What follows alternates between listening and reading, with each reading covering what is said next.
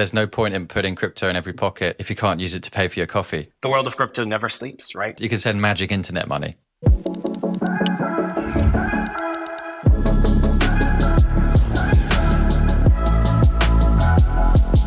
Okay, so welcome to the show. This is Crypto Chats, and I'm Jack. I'll be the host for today.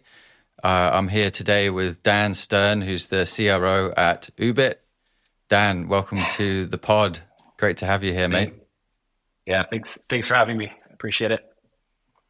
Yeah, so Oobit, you guys crashed into my world pretty recently with your amazing advertising marketing campaign. Absolutely loved it. Seeing real world use cases in the real world. It's like magical for crypto, right? Pretty much, yeah. Yeah. So what inspired that campaign, and what I guess you could give us a little bit of an intro about what exactly Oobit does. Yeah, with pleasure. So again, thanks for having me. And yeah, I think in terms of marketing, right? The nice thing about our product is it's very self-explanatory, right? Yeah, we've developed a mobile payment app that allows users to pay directly with their crypto asset. It rides on the existing payment rails of Visa and Mastercard, which leverages the NFC component within your device. It's native iOS and Android, and really allows crypto holders to walk into essentially any store, tap and pay with their Oobit app anywhere Visa and Mastercard are accepted, just like using Apple Pay. So it's as simple as that. Simple as that. Yeah. Awesome. Yeah. Awesome. I mean, there's no point in putting crypto in every pocket if you can't use it to pay for your coffee, right?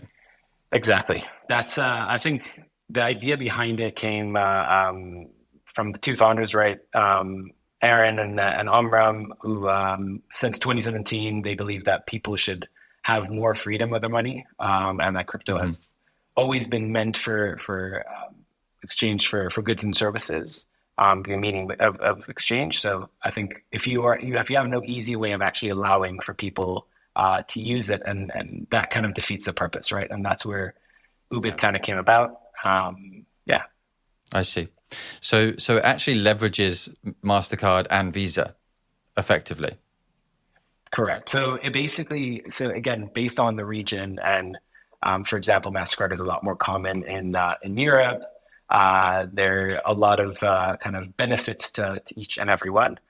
So we're trying to be agnostic. We're trying to allow for both Visa and MasterCard to be used depending on the region. But again, that's something that we're quite busy doing at the moment, trying to do more in our global expansion. I see. And so maybe I'm really interested and curious to know how it works under the hood. So is the crypto like exchanged at all into fiat, like through Oobit, or is it like at the payment level? Do you just take crypto, you put the crypto into your account, and you pay in dollars or whatever fiat currency it is from your account? Like how does that? Yeah, okay, it's a brilliant question. A brilliant question. We get this quite a lot, right? Everyone's always confused. Yeah. There's always those closed ecosystems. There's the open ecosystems. How do you do it? So we've decided to go the route of leveraging Visa, MasterCard. Okay. If you had to go and basically go to any merchant and said, hey, let me explain to you about crypto, about accepting crypto, volatility, there's quite a lot of things that could go wrong in the process where people don't necessarily know. They don't want to get into it. And we decided the way to remove that barrier and have and pretty remove that friction from the merchant is allowing for the transaction to be done in real time and with essentially fiat, right? So what we do on the back end is when a user goes, all you have to do is really download the app, deposit funds into your account, go through a quick KYC. And once you do, we issue a payment token in the back end. And what that does, it really makes it as that simple for the user to just go and tap and pay. And when they do, we lock in that crypto. Let's say you wanted to buy coffee for $5. We lock in those $5 in Ton or in Bitcoin or in USDT. And then we basically allow for that transaction to happen. It happens off chain. the merchant itself gets a transaction in fiat. They had no clue. You don't have to ask them if they're paying with crypto. You're talking about our marketing campaign. Yeah. We ask people are always confused. Why do you ask them if they accept crypto? They don't necessarily need to know. We just do it because we love seeing people's reaction when you say, can you pay with crypto? Like, oh, no, definitely not. I promise you it won't work. And then you're like, let me show you how I'm paying with Ton or with USDT, right?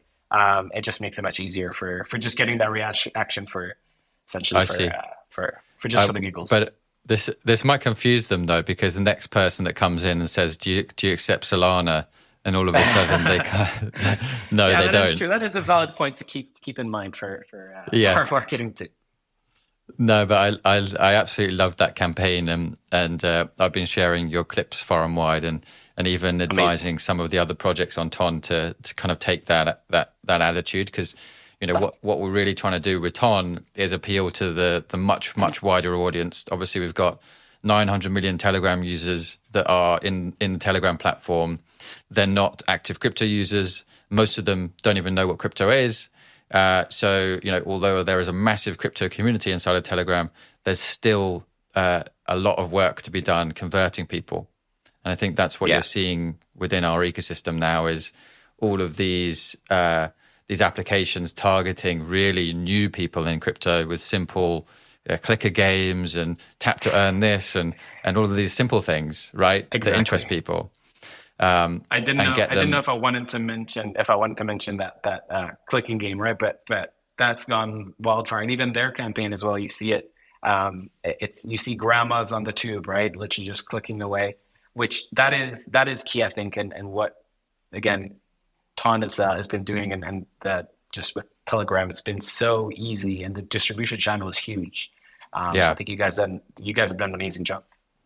Yeah, and that brings me nicely to a good question I have for you, which is, when you were thinking about blockchains to integrate, like what excited you about Ton? What was the interesting thing for you guys about Ton? And are you actually integrated with any other chains at all?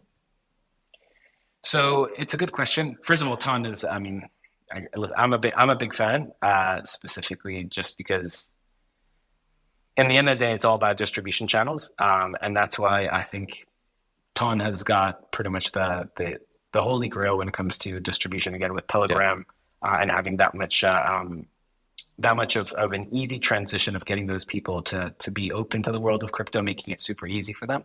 Even with an wallet, right, which you could just have that a wallet within your Telegram, you didn't even know existed there. You could always have that, and that's something that I see Telegram is pushing quite a lot. Is that usage of the wallet, which is super simple, intuitive. So I think that's one of the things that are very, very useful, and that's where we're trying to be kind of more that Offramp for supporting that. So it's easy for you guys to get people onto crypto, and that's where we come in to try and allow people to be off-ramped into the real world. But we're in the process of becoming more multi-chain. We're open to it. Again, Ton has been, they were our kind of our flagship when we introduced USDT on top. And we're open to do a few more in the near future. There should be some news about that. Okay. Yeah, that's great. I mean, at Ton, we're certainly not we want to be like the blockchain of blockchains, right? We want to become the entrance for every new user to come into crypto, or every existing user to start using crypto or top up their accounts into crypto, right? And that's where you've got these great onboarding tools like Wallet that you mentioned in Telegram, that can effectively, with the help of guys like you, become a multi-chain product, right? As you can top up your wallet in Telegram, and then every kind of initial start to a transaction, instead of having to set up an exchange account on Binance or on Bybit, you just go into the wallet in Telegram, top up your wallet account, send it to Oobit. Now you've got your ability to transact and buy things in the real world, but you've also got your ability to get into the degen stuff that everyone loves Absolutely. to do, and, like, buy some meme coins or exactly. Invest in some liquidity pools or something like that. So Yeah, so I want to touch a little bit more about Oobit, and you recently integrated USDT on Ton. What do you think are the benefits of USDT on Ton, and how would you describe the difference between USDT on Ton versus kind of other chains? Yeah, absolutely. No, it's a great question. So, listen, Tether, who are the leaders of the stable world, let's just put it like that. Plus, again, Ton, who have Telegram distribution channel, that's just a huge benefit to incredible organizations who are working closely together to bring adoption and ease into the crypto world. So, as I mentioned, we're just coming into that realm. Again, Tether are one of our investors. Okay. So we are very much we're very much into the ecosystem and trying to support all of those things are super helpful with getting mass adoption. And that's we're just trying to be in the leaders on the payment space and really creating a new category of fast and easy payments with the system. So that's our point of view is that, again, Telegram and Tether together sounds like just two big organizations working together. I mean, what could go wrong, right? So yeah, exactly. That's why we're very easy for us. Exactly. It's the largest, most well-respected, renowned, trusted global stablecoin, with 100%. One of the world's most active used messengers on the planet. Coupled with one of the world's most scalable blockchains. Like you can't really go wrong. It's matches made in heaven, right? Yeah, and also listen, you could. I'm just saying from my perspective, just being able to be a fly on the wall at Token 2049 in Dubai, right? I don't know if you had a chance to be there, but of course I was there. The amount of people. I don't know if you looked back, but literally the amount of people were standing. I mean, the sessions were great. All the sessions were great, but the amount of attendance for that announcement was just incredible, right? So I think that just gives you the. It's not only us supporting it, but it's clearly there's quite a lot of people behind who are supporting both USDT and follow their every move, and as well for Tom. It was a great moment, and I remember it very, very well. Be engraved in your heart forever. Oh, honestly, mate, we prepared for that launch of USDT for so long. Hours and hours of our time internally, making sure everything was going to happen correctly, making sure the announcements were going to go out, and to have it topped off in the moment with Pavel with his ultimate swagger as he walked out onto stage. And, absolutely, that was amazing. The screams of the crowd it was like a rock star moment. Describe to the viewers how packed that room was and what it was like being there.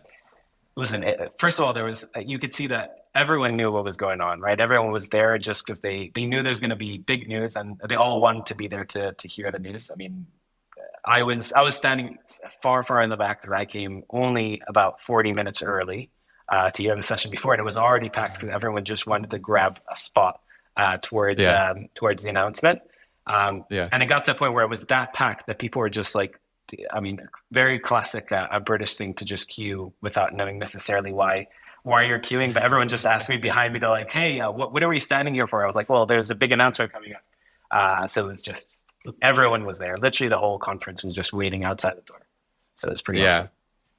Yeah, people were sitting on the floor. You know, I've never seen that in a business or an industry conference, a tech conference. 100%. People, like, the whole aisles were full of people sitting on the floor. The front of the crowd was all full. Just next level interest in what Pavel was going to say and what was announced. Paulo was amazing as well, right? He was on there, and it was just having both of them kind of it basically looked like two good friends just announcing a partnership, which was it felt like you just felt the vibe of just Paulo and Pablo together, which was seemed awesome to be there. Yeah, and also Andrew, who was Andrew Rogozov from Top, who's the CEO of Top. They're the owners and creators of at Wallet. And so awesome times. So what has when you look at what Oobit's kind of working towards and what you've worked on, what are kind of the key milestones you'd say for Oobit so far, and what are some of the ones that are coming up? Absolutely. So I think for us, we are just trying to allow from as many people as possible to use our system. We're all about global expansion. We're doing a lot of work into introducing our product into new regions. It's something that is a little bit easier because we're backed by a large FI, but it's financial institute for those who don't know, and it just makes it for us. That's the key thing we're trying to do. Is there's places in the world where inflation is hitting them pretty hard, and the local currency is diminishing. So allowing them to have the ability to stay in the world of crypto and have their daily transactions done with crypto. That's the most important part for us, and that's where we're putting a lot of our focus on. And then there are other developments that we're working on with quite a lot of exciting announcements that we're hoping to release very soon, both on the product side and partnerships coming up. I see. So that kind of very much fits with the Tether vision. Then I guess this is why Correct. Tether invested in you guys, because it's the underbanking or unbanked populations that you can serve with your product. I guess is very is along the right lines of what Tether wants to be doing, right? Yeah.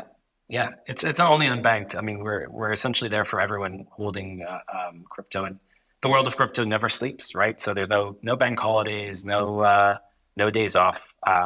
So it just makes the ability for people to transact with crypto. We have another feature which we offer, which is allowing people to very similar to Venmo in the US. We're able to transfer crypto just by phone number. So then you could have that ability to send funds from, let's say you're in the UK, or you want to send funds to your friend or your brother or your sister in Dubai, for example.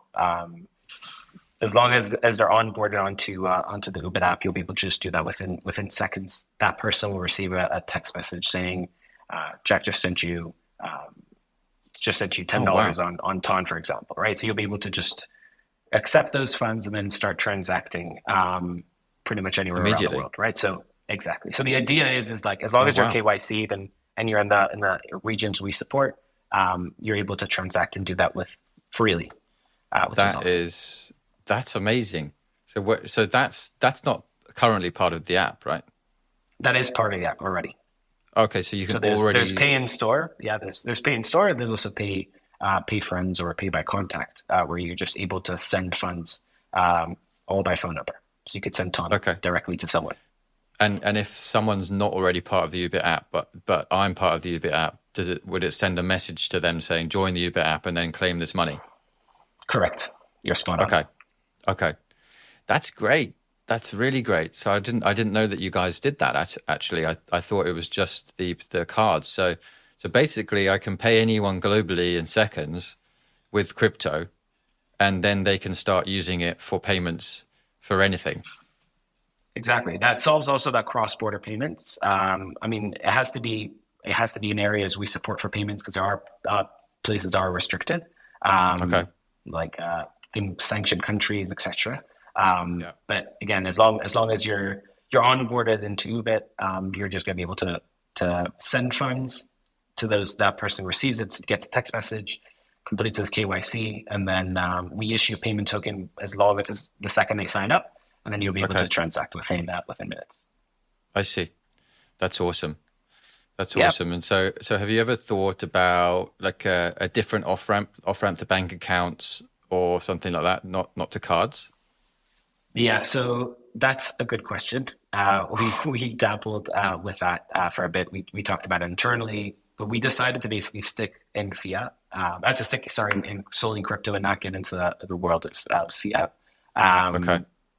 Because again, we wanted to make sure that this is we're not there to do large amounts. We're there to basically allow users to have their daily transactions, their everyday coffee. If you're going out, I mean, I see.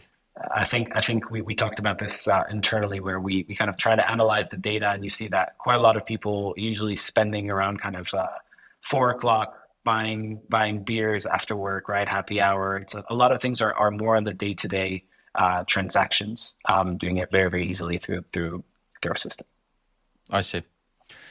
Yeah, it's I guess it's a big challenge off ramping, and you've picked a solution that kind of works globally for everyone with the cards. I guess yes, it's very interesting. I didn't realize you could send cash across the world like that with Oobit. Yeah, I mean, awesome. it's crypto, but yes, that's yeah.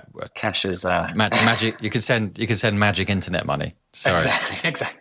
You do magic into magic, pretty much. Yeah. Which is awesome. So I just want to take a little kind of a different route, but I'd love to hear your kind of backstory on how you got into crypto. Like, what are your kind of ideals that you hold strong about the space? And we all kind of have a rabbit hole story, I feel, with this space. I wonder what yours is. Yeah, I mean, mine. I wish I had.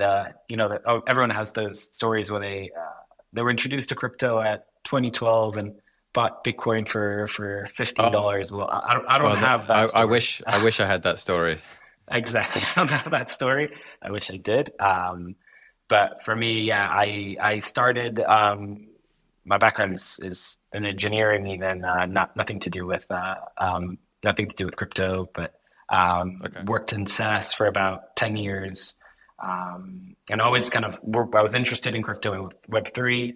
And then I was introduced to crypto by Aaron Miller, our COO here at Oobit, back in 2015, I think. And I loved it ever since. I mean, and after 6 years in my previous company, after a large acquisition, I was approached by Aaron and Amram, who is the COO and CEO, to join the team, and I've been with the team ever since. So that's pretty much how I got into crypto and into the. So they forced your hand. Pretty much, yeah. I see. It wasn't forced. It was willingly. I mean, listen, what they do here at Uber and what we do is just that simple. That I knew that they were onto something when I went to my parents and tried to explain to them. They're like, "Oh, like crypto." They didn't understand what crypto was, and then I said, "Listen, you could use it just like real money." And that's for, I think, for I don't want to say a certain demographic, but there are people who just don't believe that crypto is. They just think it's all digital and has no real value. And the second you're actually able to put it into physical items or goods and services, that gives it a real value, right? So I heard someone say that the other day about people treating crypto as essentially stocks of a company, but the fact that they're so liquid, right, that you're able to just take that stock essentially of a company you believe in, and then going and transacting that into any POS, just tap and pay. I think that the vision of Oobit is pretty amazing to me. So that's why I joined the team. Okay. Yeah, I think payments is like, it was the original kind of bastion of what exactly crypto should be used for. Like with the Bitcoin white paper, it was like an electronic money system, borderless payment system, but it was never really achieved because it didn't have off ramps. It couldn't interact with the world around it, and so it's still stuck inside of the crypto world. And that really turns people off. Most normal people, they say, well, if I can't pay with it, then what's the point in having it, right? Okay, I get the investment side of it, but it seems risky. It moves up and down a lot. So why would I put my money into it? I think it's certainly like something that everyone's been working on this payment side of things, and it seems like you guys have really cracked the solution for it. Thank you. What I'd say is, like, how do you feel about the angle around crypto kind of replacing fiat, and over the time, over like the next few years, that perhaps fiat, trends down to zero, people move more into crypto for everyday transactions, more and more retail acceptance of crypto happens, and looking a bit more forward to the future. Do you see that as a risk to you guys? Have you talked about that internally? Do you have a personal opinion on that? Do you think it happens? Do you think it's just airy fairy crypto magic? Like, what's your opinion? No, I think it's. I think first of all, when it comes to payments in general, right? I see. If we're taking the UK, sorry, I'm picking onto the UK for a second, but That's see good. that the cash Easy is to pick pretty on. much. Yeah, no, definitely not. I'm a big fan. But in general, the way that even when you try to go onto a bus or onto the tube in the UK, right? Cash is kind of diminishing. Cash is just disappearing. And everything is digital. Everything is digital payments. I read somewhere that there's pretty much every year there's about 1% less in cash payments in the UK. I think it stands about maybe at 13% of all payments in the UK are cash, which is pretty small.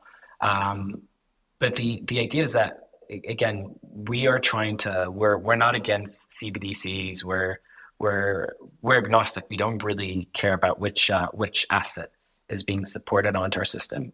We're being very selective on the amount of tokens. So Ton was one of we do about, I think, maybe 7 or so a year of tokens that we are willing to allow for to be used as a form of payment.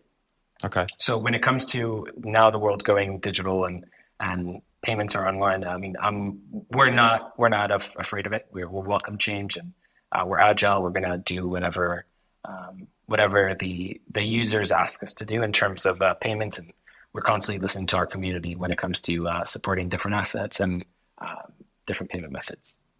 Okay.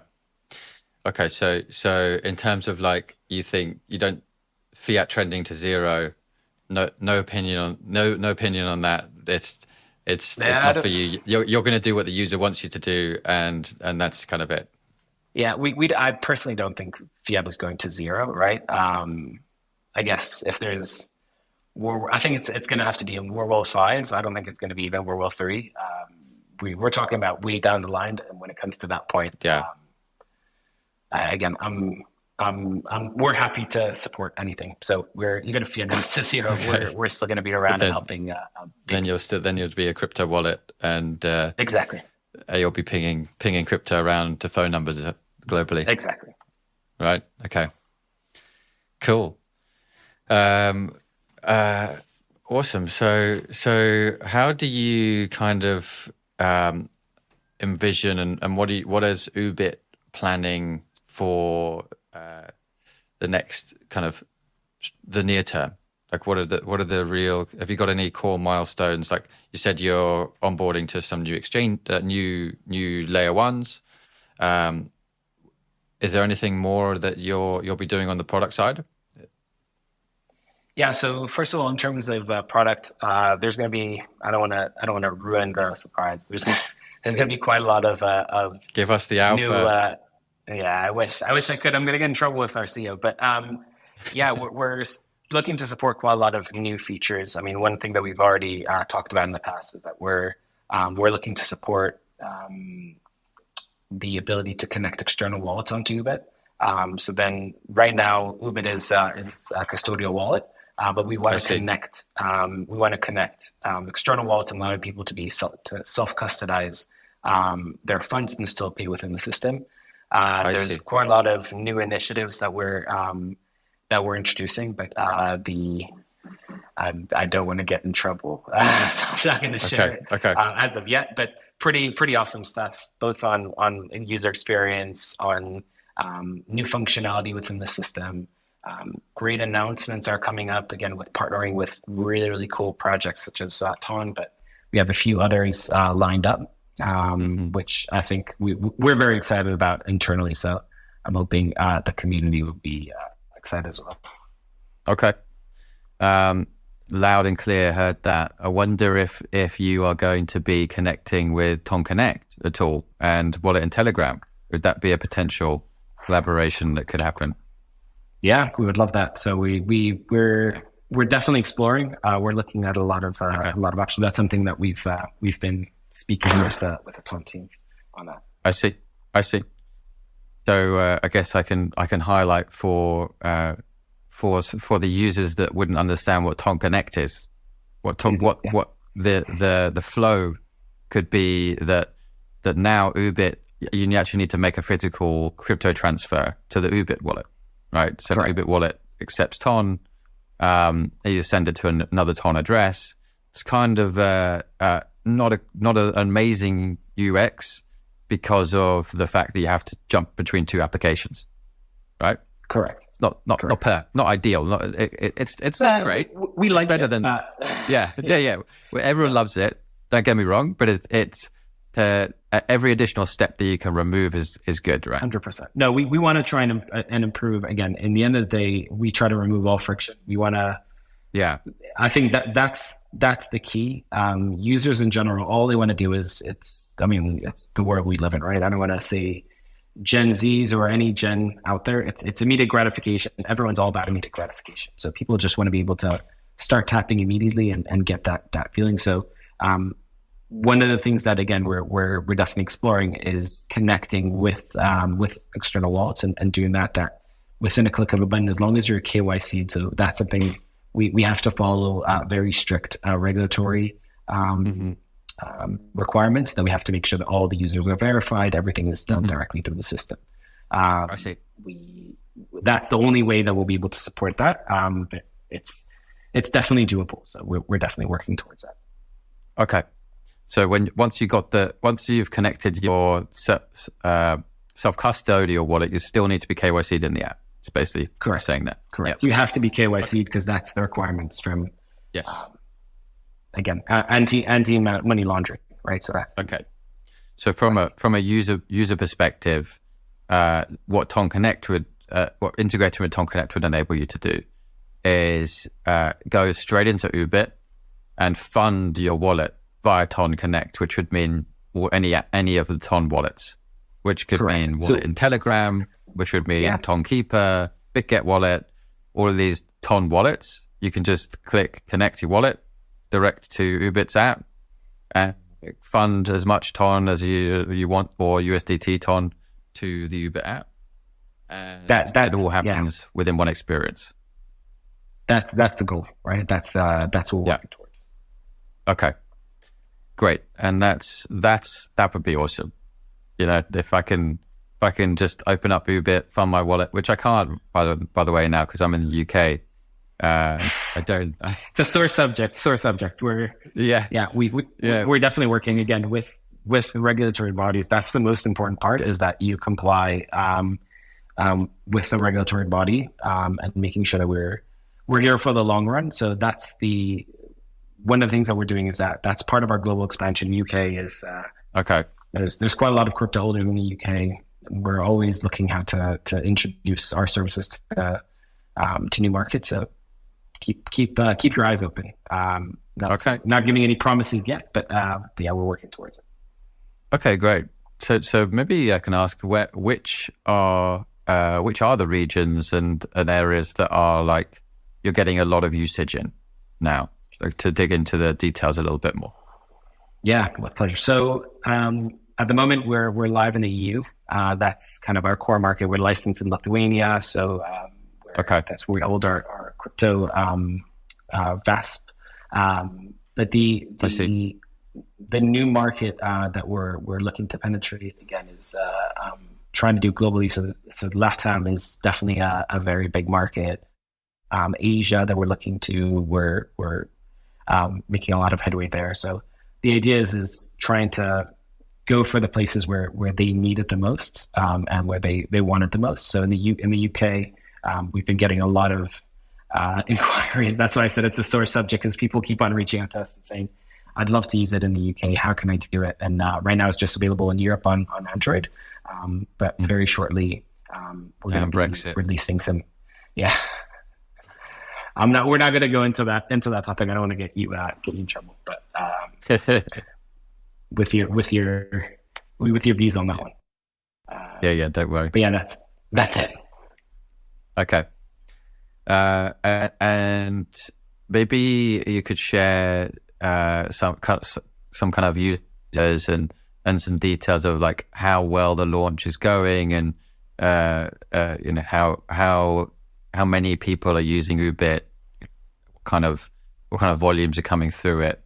Is there any potential to share that kind of data?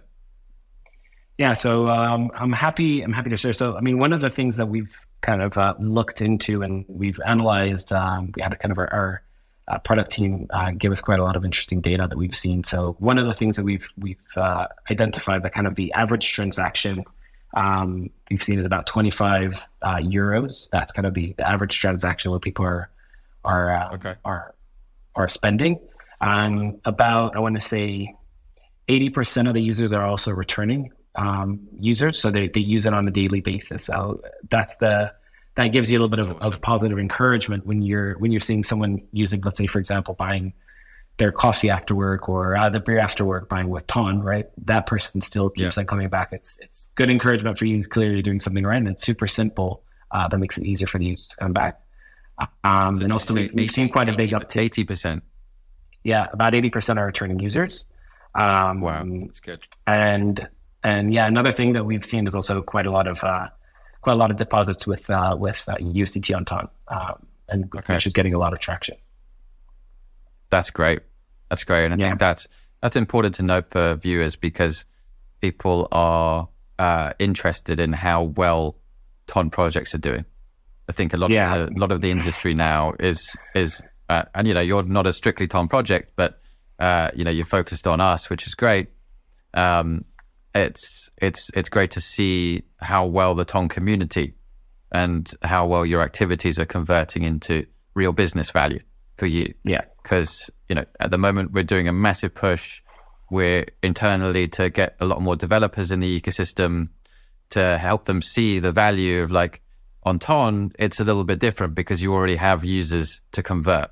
You already have people that can come in and build a business a lot quicker than if you're on other chains where, if you're building there, they're kind of out in deserts, so to speak. And the analogy I like to use is on Ton, you have your real land with footfall. No, I like that. I mean, I don't know if I'm getting in trouble for mentioning other projects on the Ton network, but I mean, talking about that hamster combat, right? This is an open discussion. Yeah, of course. No, so you could see. I mean, listen, it's funny. I mean, I'm not actually the biggest player on the hamster combat, but you could literally see the amount of people just tapping away on that, right? I think they've released some incredible numbers that they've had. Was it 150 million users? Yeah, within like 2 months, right? So it's just crazy the amount of usage they're getting, which just shows you the power of Telegram and Ton, which I think is really, really cool. And personally, I think that the fact that these are mini apps within the Telegram within the Telegram app, where you don't have to download it onto your phone, it just makes it so accessible and so easy. So that's why we wanted to be just part of it. So once these projects have tokens that they're going to be able to use for payment, we want to be there to support it and make it as simple as possible. So that's why we're big believers on Ton, but it's great. So that's a commitment to listing hamster token. No, I did. Let's just see that there's a token first. Once there's a token, then. But yeah, I mean, we're not opposed. Again, if we're talking about that, we're not opposed to supporting meme coins. We're not opposed as long as there's strong community behind it. There's strong desire for the community to spend. As long as it's reputable project and has good backing behind it, we're not against listing anything. So we are open to anything. Very cool. Very cool. Yeah, and I want to touch on something you said around, the projects now launching on Ton. You mentioned like the mini apps that open direct in Telegram, and the these games that are acquiring hundreds of millions of users in the case of Hamster Combat. This for me has been a kind of very surprising thing. Working with these projects a lot, it's made me see, and it's given me a good perspective that I think this is what's developing here is actually a new way of launching tokens in general. And it's actually a new meta for launching tokens entirely, because what we see in the crypto space is a lot of VC-backed tokens that have private rounds, that have private investors, everyone that dumps on the market. People are very anti those types of tokens. You see this whole narrative that came out about high, fully diluted valuation, low float tokens that have come out onto the market. Like this problem is existing because there's not a community focus, and people are just using crypto as a money grabbing tool, in my opinion. Now, where the difference is with the I guess the model that Notcoin pioneered is it's a fair launch, right? No one gets access to the token before the token is actually launched, and the way to actually get the token is through some simple game. But that doesn't just have to mean that product remains a game. That can be just the launch method. So everyone goes through the same process of basically qualifying themselves for an airdrop, right? And instead of it being like complicated on-chain actions where you've got to learn how to do self-custody and you've got to learn all of these different things about crypto to even get involved. If you look at some of the big airdrops that have just happened just in the last couple of weeks, right? They've gone wrong because people disqualified because they didn't necessarily do the right kind of on-chain actions, or they did too many of the right kind of on-chain actions, and then they qualify themselves as bots, and then they get eliminated. And so what we have here on Ton, I believe, is like this new meta of it's an airdrop that's simple to do and simple to qualify for anyone, and a token launch in the same way. So you have all of this community building before that builds so much hype and excitement around the token and the airdrop of the token. And then when the token launches, all of a sudden you're getting simultaneous listings on Binance, OKX, Bybit, all at the same time. And this is really a very unique thing to Ton, I believe. And I hope it continues. And I believe how it will continue is the products that are these tap to earn products, they only use the tap to earn mechanism for launching, and then they move and migrate to a very strong product strategy. So for you guys, I would have loved for you guys to do a tap to earn launch and then get like 100 million users and then launch the product around there. Now you can pay with Ton or pay with USDT Ton. That's just it's a growth tactic, and it's working. And I feel like we're going to see a lot more of that continue. Yeah, 100%. And I think you're spot on. I think that's something that's been a big change in the industry, where just tokens for the sake of being tokens are not the same. It has to be a strong project behind it, or it has to be either a strong community behind it. And the reason it's just much easier, I think, when we're coming from just kind of a tough market a few months back, it's the real projects are the ones to stay, and they're going to be there for the long term. And I think that's when you have a real working product. I mean, for us as well, right? With Oobit being there to actually that works. It's much easier in general in the space, right? So that's what we try to do. We're product first, and then everything after. So that's what we constantly are always working to improve our product from a user's perspective and as well from our perspective. Yeah. And what would you say about like Ton traffic? Have you got good results from Ton community? Like what do these campaigns look like that you've done? Yeah, absolutely. So first of all, I mean, we've had incredible traction. The second we've pretty much launched that Ton is available for payment, and USDT on Ton. We've had pretty great involvement from the community. Everyone was super keen. We had so many downloads, literally within minutes of announcing. Everyone was like, "Oh, this is awesome!" So I mean, that just shows you, first of all, how strong the Ton community is, and just shows you how many downloads. Much it is. Do you know the numbers? I actually don't know the exact number. I think we had that was like 5,000 within like an hour or something, or a few hours. It was pretty awesome. Just literally from announcement, just straight into that. It's pretty great. I mean, in a Web 2 world, 5,000 downloads of an app when it's first at launch is like an outstanding launch, right? No, it was within an hour. Or within I don't remember the exact time frame, but it was like super quick. But all of a sudden, we just we have like Slack notifications whenever the app is downloaded, I think, and they had to turn off the notifications. It was just like kept on, like the RC was like, someone make this stop. So yeah, I mean it's great. I can't really give you the exact numbers. I think it was like, if I remember correctly, I think it was like about 5,000 within an hour or so. So just from the announcement, we've also on social, right? We're getting a lot of we're doing a lot of campaigns to we want to see people paying with Ton or with USDT on Ton, and just in general. So we've run campaigns. We see so many people actually sending us videos of them actually tapping, which we love to see. So it's great. That's awesome.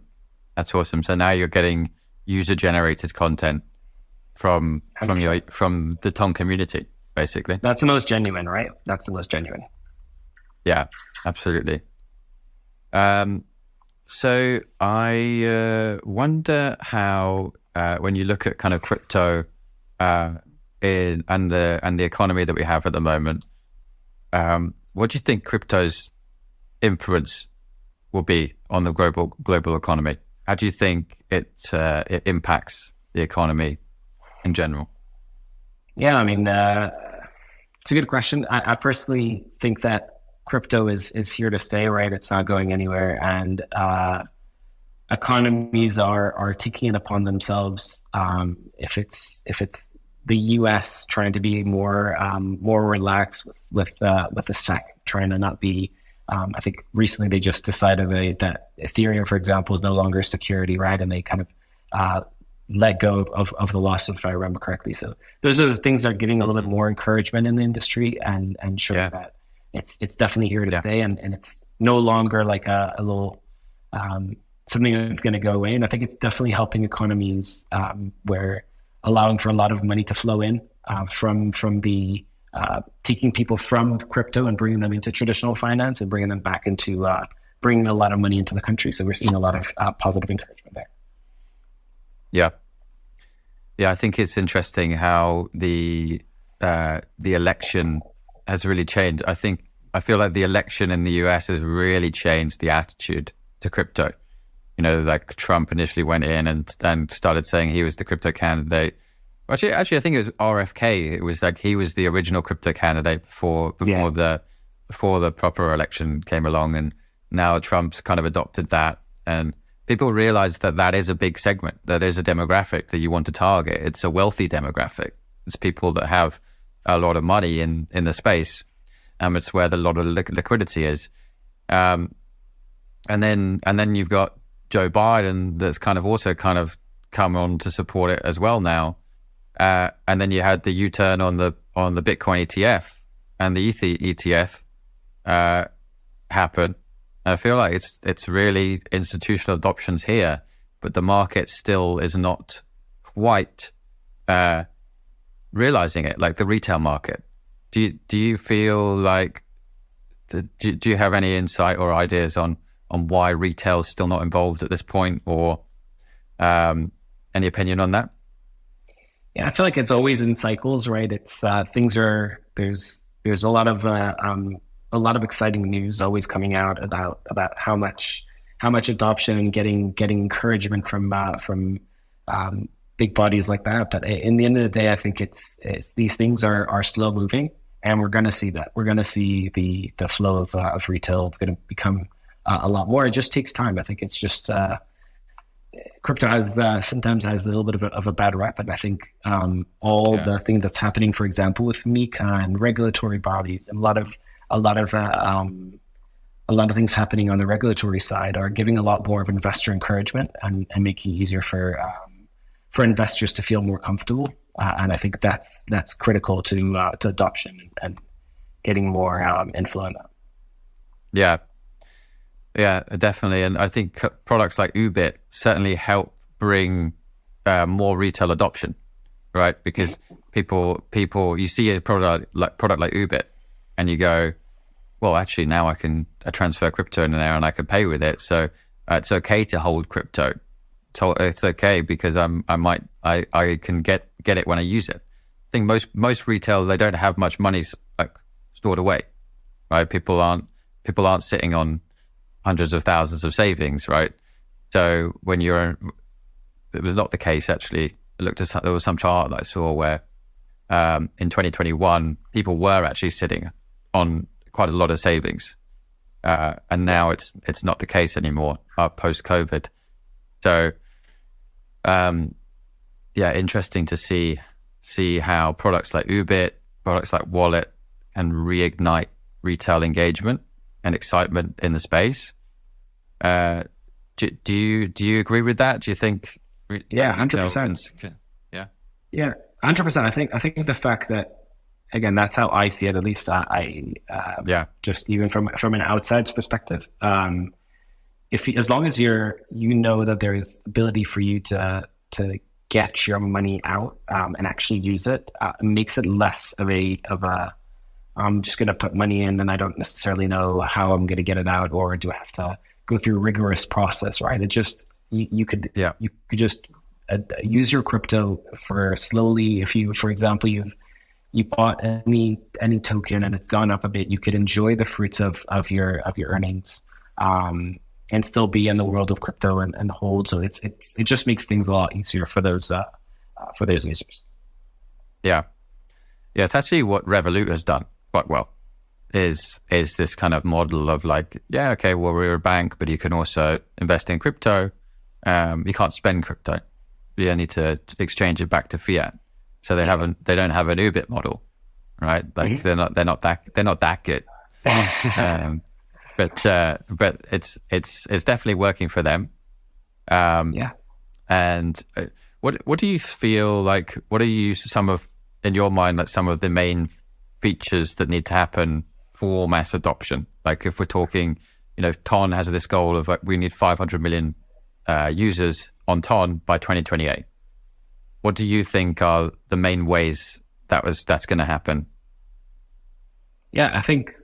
Listen, we've talked a lot about the distribution channel, right? I think that's first of all, right? That's the most important, and the fact that as long as you're able to bring real value, right? If it's appreciating value and allowing people to get some sort of a kick out of it, if it's financial gain or whatever it is, just makes it much easier for people to see a trend that's helpful for them. If it's I don't know, you have some money saved up that you see that the blockchain is something that you believe in and see. You see at least you see it going somewhere.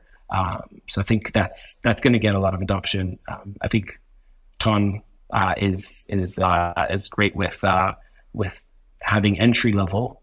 Things are not super techy, super complicated, and making that a little bit more accessible. And having things like Oobit that even once you're in, having the ability to always have that ability to get out, I think that's the important part, in my point of view. Yeah. Okay. So it's kind of, we need good distribution. We need great, simple user apps, and we need to be able to get in and out at will. Exactly. Yeah. Right. As long as you've got flexibility, I think is that kind of how it's summed up. Okay. Yeah, I think the big question there is the simple apps side of things. I think I think most crypto apps are so complex and like mathematically mental for most retail. Like they're just never like something came out recently. I can't remember what it was. They called it the modular intersubjective work layer or something like this. Okay. And it's like, is this mass adoption, guys? Is this really going to bring in the 100 million users? Exactly. The more of a mouthful, the harder it is to understand, right? If you can't say it as smoothly as that, it's probably not going to get as much adoption. But again, there's people who are creating projects for crypto people, and there's people who are creating projects for the mass, right? So you have to find kind of that balance between the two. Either if it's early introduction and making it easy to get on, and then gradually teaching people about it, or basically just be very niche towards a specific sector.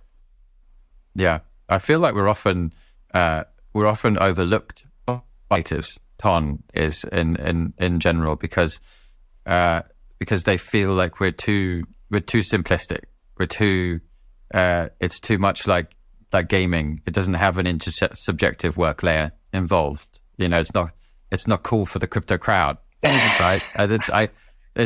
Honestly, it's kind of crazy to me, because all these people they want their activity to be they want more people in the space, but then when it comes to bringing in more people in the space, they don't want to dumb it down. Right? Yeah, 100. Listen, we're very much believer of KISS. Yeah, we're very much big believers of KISS. Keep it simple, stupid, right?